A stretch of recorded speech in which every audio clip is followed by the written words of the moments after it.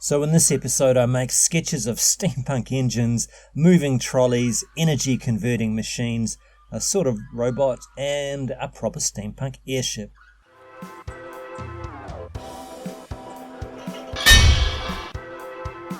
In this video I will develop this sketch from episode 13 of a Yin Yang chamber. I also made a maquette model of this Yin Yang chamber in episode 19. So I started drawing a version of the Yin Yang gate with flying creatures and a factory to convert some sort of ore into some sort of steam. And in the second drawing pass you can see that I have used the spiral path as a kind of roadway or railway to carry the trucks of ore up this path to the conversion machine. Now in the next drawing passes I'm just figuring out how many layers to make the Yin Yang door. It will slide shut, smooth and flush. 3 layers, that will work best. An announcement: one of my subscribers, Mark Kevin, came up with the name Vamp-F, or Vamp-F for short, for this flying lidbot. So here I am drawing the steam engine that drives the Yin Yang door, so it will open and close each time the flying machine creatures bring up another bucket of ore. So I have drawn the steam engine before, but I've chosen my bottle and this little cog wheel thing from a white ink dispenser to build it from, and I'm just working out the scale and aesthetic that I'm after. So if this is the first time you're watching one of my videos, my channel is a production diary of me making a steampunk mecha film using scale models that I make myself, and I film on green screen in my workshop. I post progress videos fortnightly, mostly about model making, but also filming or drawing like this one. Really, whatever I'm up to. If you like the sound of that, please like this video, subscribe and switch on notifications. In this sketch I'm drawing the little motorized trolleys that carry the ore up the spiral ramp to a type of machine that will convert the ore into steam to be sent along pipes to power all sorts of things.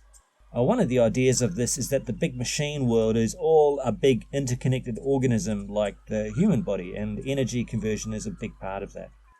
For the wheels I'm going to use the chassis of some Matchbox cars my sons have outgrown. I will give a shout out here to an amazing steampunk Spanish artist, David Diez, who I follow on Instagram, who does incredible pen and ink work, often including robots.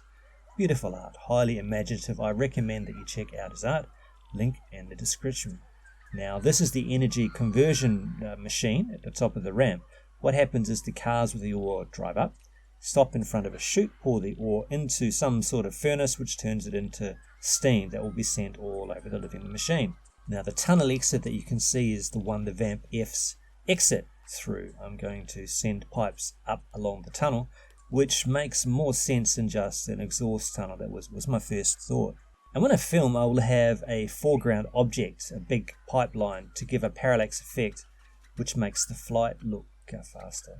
So what I'm drawing here are robots who are the good guys and the defenders of the living machine.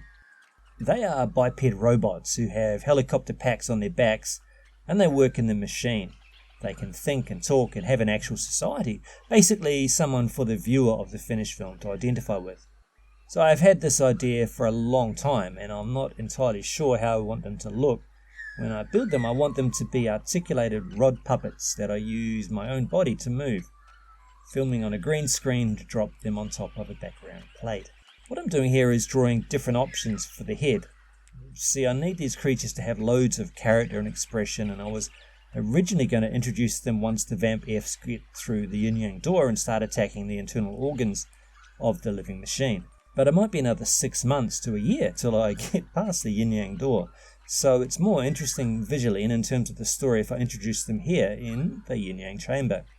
But then I thought, what if these machines that carry the ore are not bipeds, but are more like drone dump trucks? How could that work in terms of design? Now this one is like a horse, this one is like a submersible. This last idea is more interesting. Up top is a rotor, then a torso and a landing gear. So I took that last idea and fleshed out a design based upon a 1930s style desk fan, complete with a fan cage and 3-legged base. And then of course I thought if I put a head on and kept the elements, humanized the robot a little bit, but no.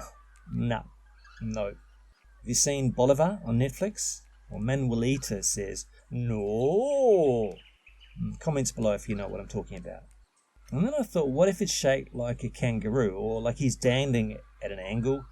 And then I had a much simpler idea that I really like. What if I ditch the landing gear, ditch the second arm, and it's just a propeller with a single arm like a crane underneath to, yes, hold the bucket.